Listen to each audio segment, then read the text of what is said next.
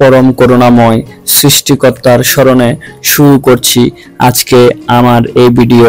দর্শক বন্ধুরা, create a garden চ্যানেলে আপনাদেরকে স্বাগতম। বন্ধুরা, আপনারা অনেকে জানতে চান যে অর্থাৎ আমাদের মনে অনেক প্রশ্ন অনেক সময় জেগে ওঠে যে আনারস খাওয়ার পর দুধ খেলে কি মৃত্যু হতে পারে, কিংবা আনারস খাওয়ার পর দুধ খেলে কি কোনো ধরনের ফুড পয়জন হতে পারে, অথবা আনারস খাওয়ার পর দুধ খেলে কি পেটের কোনো সমস্যা হতে পারে।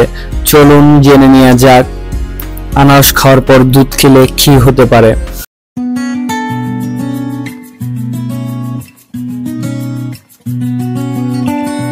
দুধের অন্যতম উপাদান হলো ক্যাসিন। দুধের সাথে যখন কোনো অ্যাসিডিক পদার্থ মেশানো হয়, যেমন লেবু, আনারস বা টক জাতীয় অন্য কোনো ফল বা খাবার, তা দুধকে ভেঙে ক্যাসিন আলাদা করে ফেলে এবং দুধ পরিণত হয় ছানায়। এমনকি মানবদেহে পাকস্থলীর মাঝেও এক বিশেষ প্রকার গ্যাস্ট্রিক অ্যাসিড থাকে যা হজমে সহায়তা করে।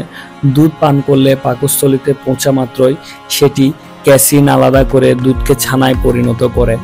এটি একটি স্বাভাবিক হজম প্রক্রিয়া যা ছোট বড় সকলেরই হয়ে থাকে স্বাভাবিকভাবে, এবং আনারস ছাড়া অন্য যে কোনো টক জাতীয় খাবারের জন্য সেটা প্রযোজ্য। কিন্তু এর কারণে এমন কোনো বিষক্রিয়া তৈরি হয় না যাতে মানুষ মারা যেতে পারে। এরকম অপ্রক্রিয়াজাত ছানা এবং আনারস মিশিয়ে বানানো ছানার মধ্যে গঠনগত কোনো পার্থক্য নেই। তাই কাঁচা ছানা খেলে যেসব শারীরিক সমস্যা হতে পারে, বিশেষত গ্যাস্ট্রিক জনিত যদি কোনো সমস্যা থাকে, আনারস ও দুধ খেলে একই সাথে ঠিক সেরকমই সমস্যা হতে পারে। এছাড়া বিশেষ কোনো সমস্যা বা বিষক্রিয়া হবে না। তবে এখানে বলে রাখা দরকার, আনারস কিংবা দুধে কারো কারো অ্যালার্জি থাকতে পারে। সেক্ষেত্রে আনারস গ্রহণে কিংবা দুধ পানে বিরূপ শারীরিক প্রতিক্রিয়া দেখা দিতে পারে।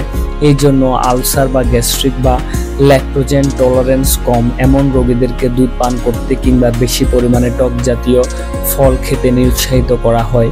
এই ধরনের পূর্ব শারীরিক অবস্থা না থাকলে দুধ ও আনারস একসাথে খেলে আলাদা করে কোনো স্বাস্থ্য ঝুঁকি নেই।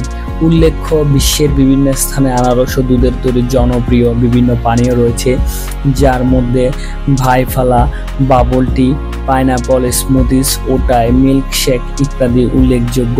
এসব পানীয়তেও কোনো বিষক্রিয়া হওয়ার প্রমাণ এখনো পর্যন্ত পাওয়া যায়নি।